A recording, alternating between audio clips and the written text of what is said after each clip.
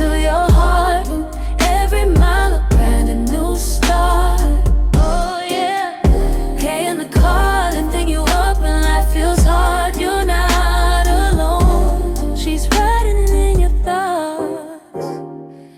So I want to start a short mini series here for my YouTube family, kind of similar to my confidence edit that I do over on Instagram, and I just want you to kind of like go along this journey with me, and I want to kind of take you back to where it started, but kind of give you the tips and tools that I used and kind of had to learn the hard way to help me become who I am now, because I love it here.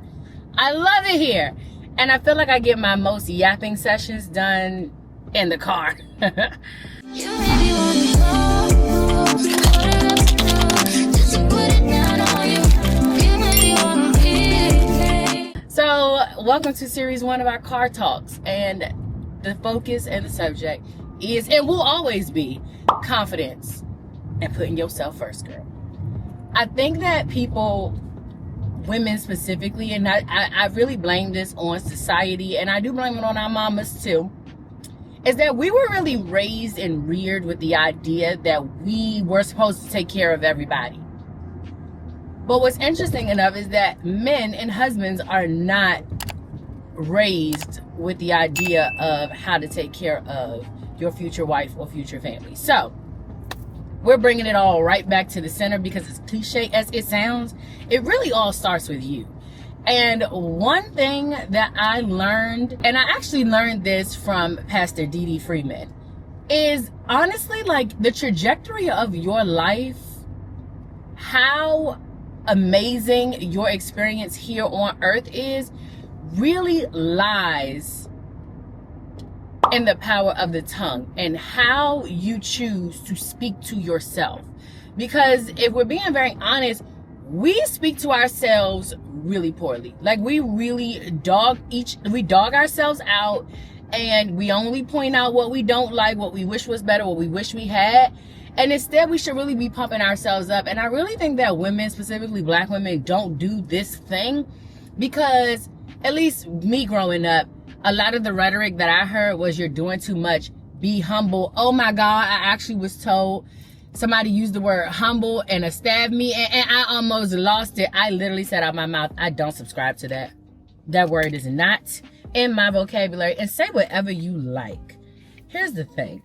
I am supposed to be humble before man. I mean, I'm supposed to be humble before God, not before man. I'm not saying that I'm cocky, but what is so wrong, God forbid a woman loves herself out loud.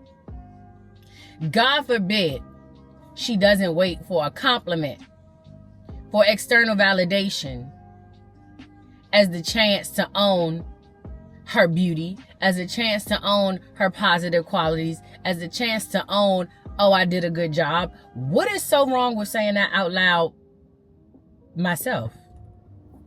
What is so wrong with that? If power lies in the tongue, baby, I'm going to be my ultimate hype man. I'm not waiting on, I don't need the external validation from others, from the world, from society. I don't need the pat on the back. I don't need to be told you did a good job, because I know I did a good job. In fact, I already told myself 50 times. That's how I got the job done, was because I pumped myself up. I hyped myself up. So I just want us to start giving ourselves our flowers. Like, don't wait for somebody else to do it, because you know what else? You see certain qualities in yourself, and because other people haven't validated or affirmed it out loud for you, sometimes we end up building resentment towards others, because it's like, oh, he never actually gives me any compliments when I get my hair done. Oh, my friends never tell me how good of a friend I am, even though I have really stretched myself to be there for them. Tell it to yourself. Also, I'm gonna preach this. The better you treat yourself, you set the stage and the standard for how everyone else is going to treat you. I think we just passed the flower shop. We're physically going to give ourselves our flowers, like right now, but I think that I passed the flower shop. So I need to make a U-turn. But yes, I'm going to go get these flowers right now for myself. It took me doing a campaign. I was doing a campaign, and a part of the campaign was me creating a floral arrangement. And I'm creating this floral arrangement, and I'm realizing just how therapeutic it is. I get why the girls love floral arrangements and love to, you know, create their own bouquets. And I know many people do it because it's peaceful for them. I think that it's also symbolic. Like, I'm going to make my own bouquet because I deserve. And one thing that I have absolutely learned and kept in the forefront of my confidence journey, after motherhood, after becoming a mom and postpartum, I completely lost I just lost myself, my sense of self, my identity.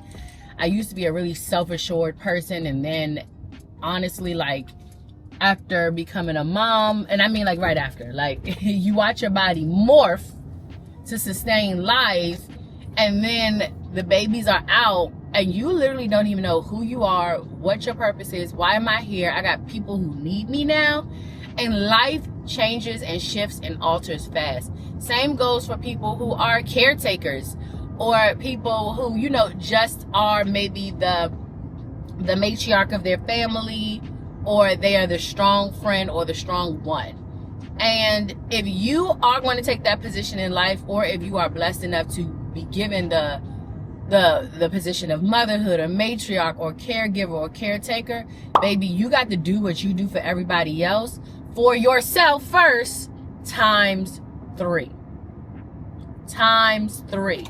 Or you will find yourself drained, pissed, upset, resentful, all of the above. So give yourself your flowers. Literally every day, tell yourself something positive. It could be about something you did on a job, and you know what? It doesn't always have to be like an overt success. So for example, you worked on a project at work, and let's say the project literally took everything out of you. Let's say the project took everything out of you, and you barely made it to that finish line. You got it done, and you literally hit submit. It's over with. You got your manager's approval. You don't even give a damn about the quality of it because you're just so glad that it's over. No, who cares if you didn't get a round of applause from your team, from the staff, from your boss? Who cares if you didn't get glowing reviews? Who cares? You know what I am going to do is I'm going to congratulate myself or treat myself or make myself feel good. I'm going to pump myself up because, bitch, you did that. Girl, it's over with. You did that, and you did the best you could.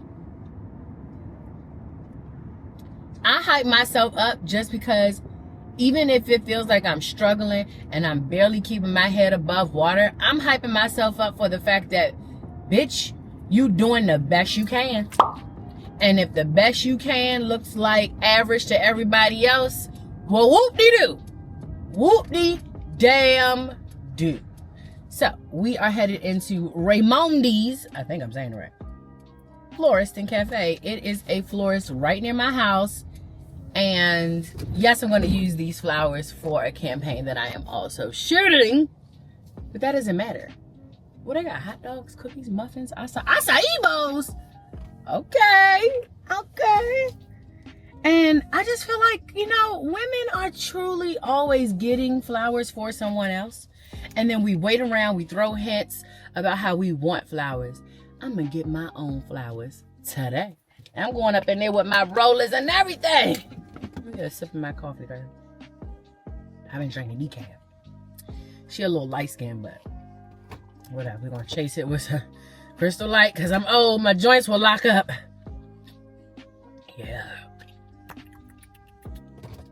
Yeah. Speaking of flowers, I gave myself a real big Gucci one. All right, let's go on in here.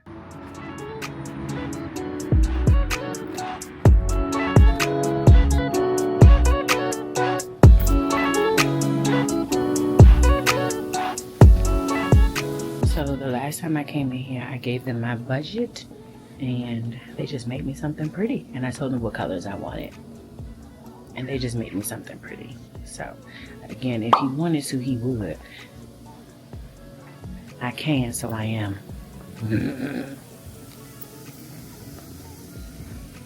This would be such a cute like solo date idea. Like come into a cute little cafe, getting yourself some florals.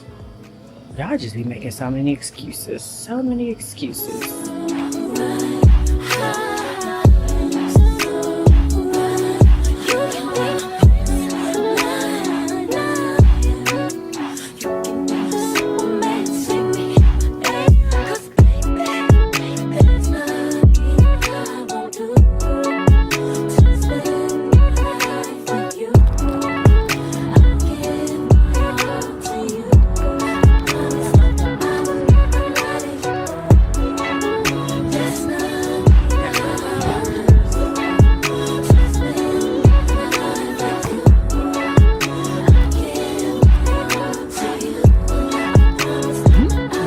Give yourself your own flowers.